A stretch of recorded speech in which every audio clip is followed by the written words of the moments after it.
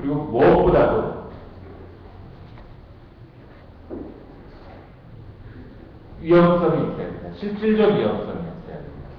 실질적 위험성이라고 하는 것은 어린아이가 권총 들고 다니면서 나 우리나라를 멸망시킬 거야 라고 해도 안 되는 것은 적어도 여기서 논의되었던 내용들이 국호를 참전하거나 또는 국헌을 물랑하는데 실질적인 위험성을 주는 수준의 내용이어야 된다. 그것은 구체적이고 직접적이어야 되고 그에 걸맞는 사전의 준비 행위가 있어야 된다라는 거죠. 근데 이 모든 것을 통틀어서 저희는 이제 말뿐이다라는 얘기를 이제 계속 해왔었고요. 주체에 관한 것, 목적에 관한 것, 준비행에 대한 인식이 없었던 것, 그 다음에 아무런 합의나 통보 이런 게 없었던 것은 이미 제가 무수히 많이 말씀드렸습니다.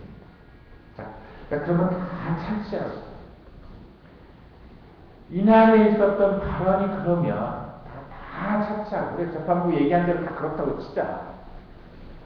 결국 이날에 있었던 발언이 내란 폭동의 구체적 위험성이 있다고 보는 게 과연 맞나?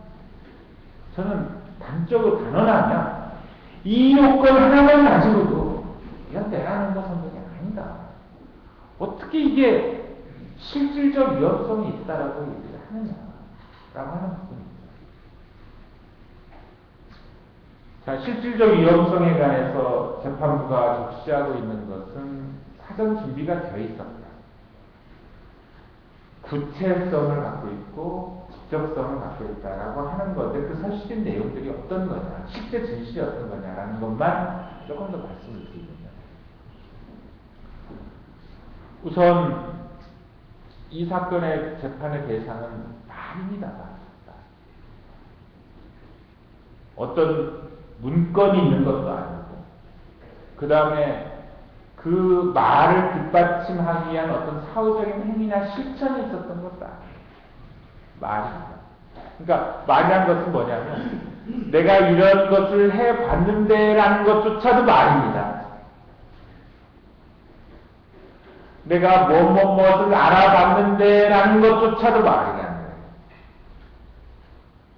말입니다. 모든 게 말. 그 말을 뒷받침할 만한 문건 내지는 실행행위 이런 것들이 전혀 없는 말을 가지고 하는 것입니다. 제가 그래서 시험별로 때 이 부분을 특별히 언급을 했었습니다. 말이라는 것은 말하는 사람의 언어 습관, 말하는 사람이 갖고 있는 단어에 대한 개념, 말하는 사람이 갖고 있는 당시의 분위기 이런 것에 맞춰서 해석되어야 될 뿐만 아니라 또 듣는 사람, 이 말이라는 건 소통이 있는 거 아니에요. 상대가 있는 거잖아요. 듣는 사람이 생각하는 언어, 단어의 뜻, 분위기 이런 것들을 종합해서 고려해야 합니다. 말하는 사람과 듣는 사람의 소통인데 제3자들이 사후에 듣고 이 사람은 전쟁이라고 얘기하고 이 사람은 전쟁이라고 단어는 들었지만 둘 다 이게 전쟁이란 말이 사실은 당시의 상황을 강조한 그런 결과 아닌 얘기를 듣고 했었다면 그런 의미로 받아들여야지 제3자가 사전에 전쟁이라는 것은 무기와 무기가 충돌하는 의미다. 따라서 이 사람 두 사람이 말한 것은 전쟁을 의미하는 거다. 무력과 무력이 충돌하는 전쟁을 의미하는 거라고 해석해서는 안 된다는 거죠. 그러니까 말하는 사람이 갖고 있는 단어에 대한 평소의 사용법, 그날의 의미, 그날의 분위기, 또 듣는 쪽에서 갖고 있는 생각, 분위기, 듣는 것 이런 것들이 종합해서 고려돼야 합니다. 이것을 무시하고 제3자가 그들 사이에 오고 말하는 사람과 듣는 사람이 아무도 그렇게 생각 안 했는데 그 단어의 객관적 뜻의 하나가 물론 다른 용어로 많은 얘기를 하죠. 적이란 말도 그렇죠. 적들은 노래도 있었고 안철수 의원도 적이라는 단어를 썼죠. 근데 여기에 적은 사전적인 의미의 적은 다른 의미가 있다면 그들 사이에 말하는 사람과 듣는 사람들이 어떤 의미로 됐는가를 중심으로 봐야지 제3자가 사전적인 의미를 가지고 나름대로 해석하는 것은 아니다 라는 얘기를 먼저 얘기했습니다. 두 번째로는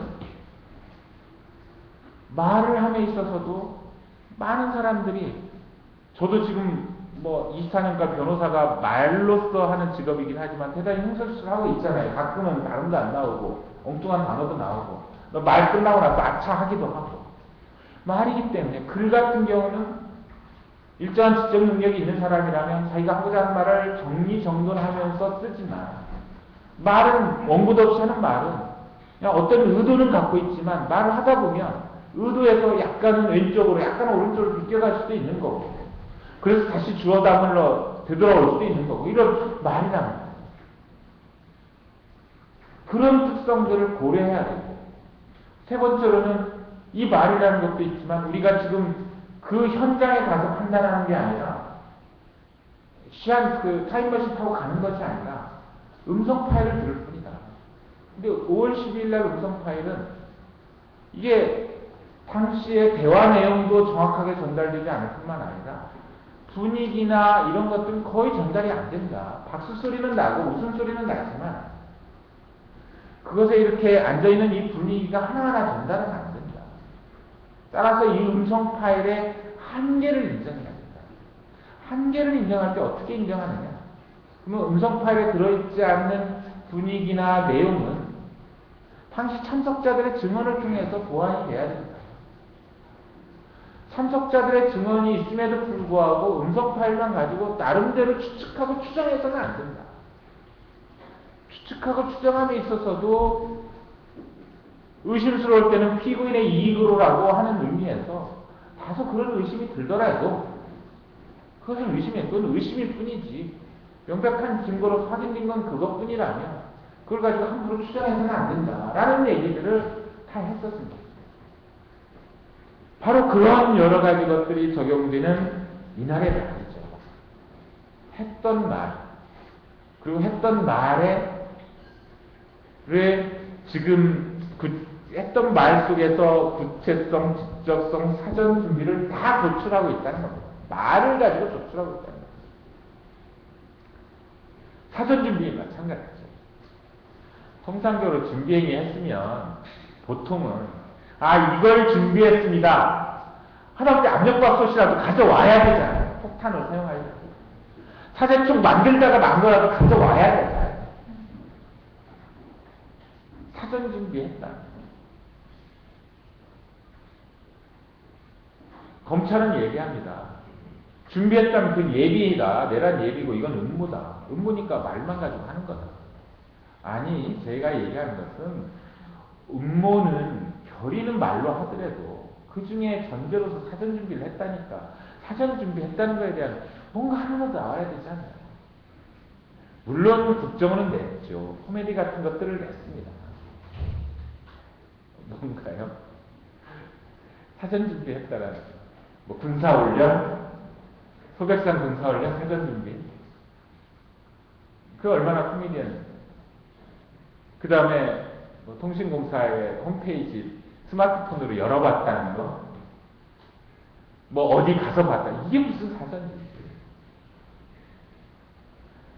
거기서 이야기했던 여러 가지에 관한 최소한의 사전 준비에 관한 뭔가가 있어야 돼요. 그냥 다 말인데 그 말도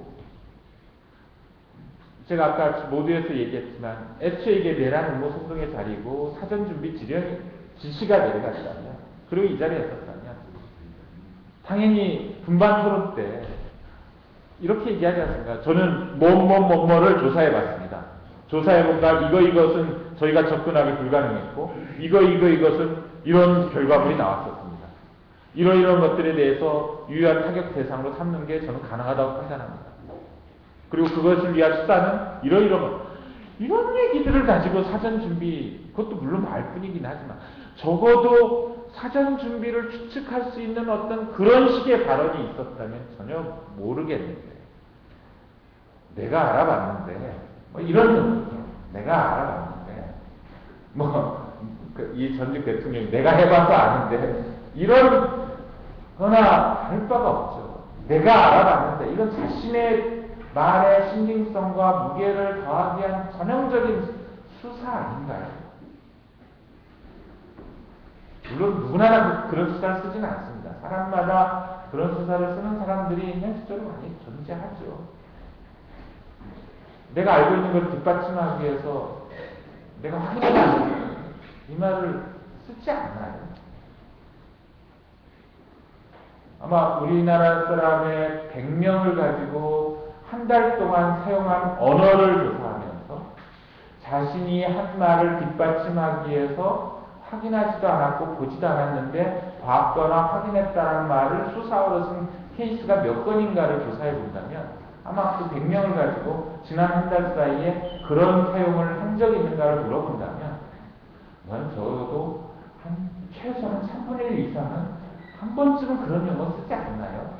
물론 말하면서도 약간 마음에 걸리는 적도 있죠. 변호사인 저는 안 그랬을까요? 답하지 않겠지. 의뢰인한테 그런 얘기 안 해봤을까요? 왜 안 했겠어요? 했지. 저도 하지요. 의뢰인한테 얘기하면서 다른 변호사가 했던 사건인 걸 뻔히 알면서도 저도 그런 사건 해봤는데요 라고 하죠. 왜 안 해요?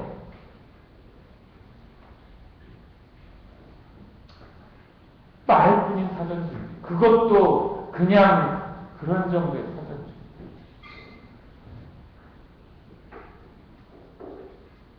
그걸 가지고 위험성에 근거를 합니다.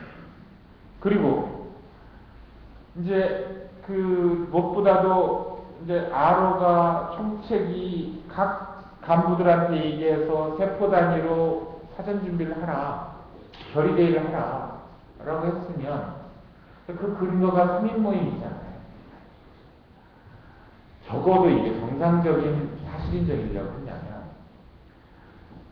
무수히많은 세포 모임 중에 적어도 몇 개는 좀 나와야 되지 않겠습니까? 아무리 그래도 몇 개는 나와야 되지 않겠어요? 그런 사전 준비가 있다.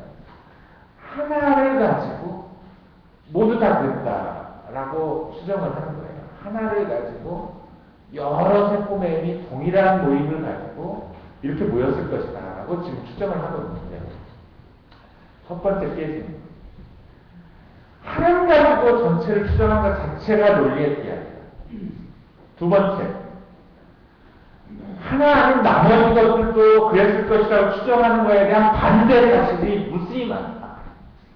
반대 사실이 뭐냐? 5월 10일 날 모임. 봐라, 세포 모임을 통해서 지시가 내려갔는데 5월 10일 날 모였던 사람들 봐라. 각 부분 세포 모임 해서, 결의대회 해서 준비한 사람들의 모임과 태도에 문제야. 10일도 다를 바 없지만. 그 반대 사실이 있는 거예요. 세 번째, 3인 모임 자체는 어떻고, 3인 모임 자체는 어떻고. 3인 모임 자체는 어떻고. 3인 모임 회의에서 이런저런 얘기 나오지만 아무도 사전 준비했다는 얘기는 안 나와요. 그것을 하라고 지시를 하고, 소위 홍순석 피고인이 지휘정원이면 두 사람한테 지시를 하고 그에 따라서 그 성과를 가지고 가자라는 식의 얘기가 전혀 안 나와요. 그러니까 유일하게 하나를 근거로 전체를 일반화시키고 있는데 그 하나 자체도 아니라는 거예요. 이 3인 모임의 성격이 어떠하든 우리가 과거에 흔히 봤던 운동권들의 어떤 모임이라 하더라도 그 3인 모임의 내용들을 보면 그것을 가지고 일반화시키고 있는데 이 3인 모임조차도 아니다라는 거예요. 여기에 준비행위라는 게 도대체 뭐가 있는지, 위험성을 판단할 만한 준비.